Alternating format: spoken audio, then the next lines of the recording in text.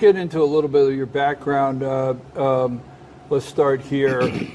You served 10 years in the Army. Yes. And I think I read you had back surgery.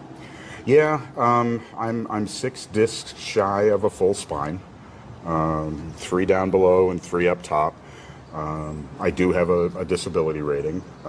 For 3 years here, I was the adjutant for the American Legion, so I really got up to my hips in the disability process and all of the difficulties that our veterans were facing, whether it's procedural, administrative, bureaucratic.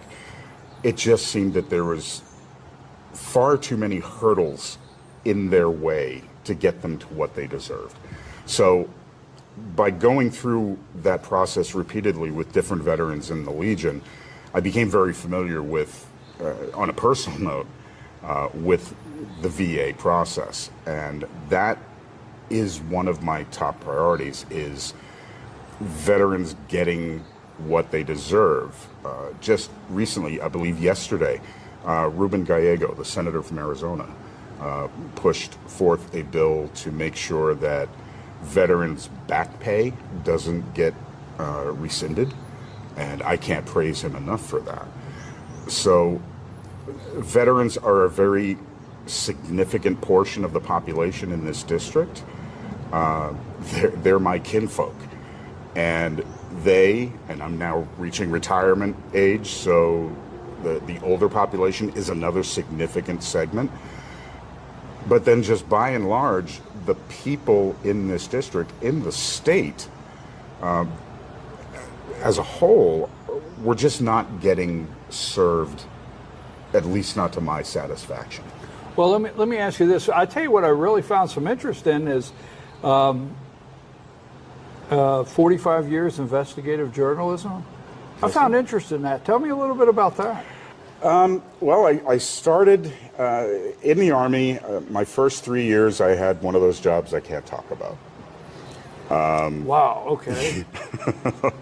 Now, you see, you got me there, because now I've got to dig a little bit like, all right, wait a minute, what do you mean one of those jobs? I get it, okay.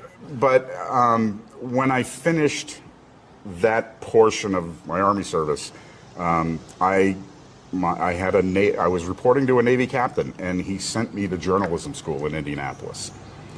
And I wrote a little bit for my high school paper, and like I said, I was always interested in reporting, especially high-level exposure journalism, like Watergate. But I'd never really thought about it as a career at that point. I was 18, 19 years old when I joined, and they offered me a bonus to do this job. You're going to go to school in Florida. I said, how soon do I leave? But once I got to Indianapolis, I remember this so vividly. My second day in journalism school, I had the most life-altering epiphany that this is what I'm supposed to be doing. I just took to it instantly, and I had a Marine as my journalism instructor, and he was a tough nut, and it just clicked. And for the latter 7 years, I was a very dangerous individual. I was a journalist with a top secret security clearance.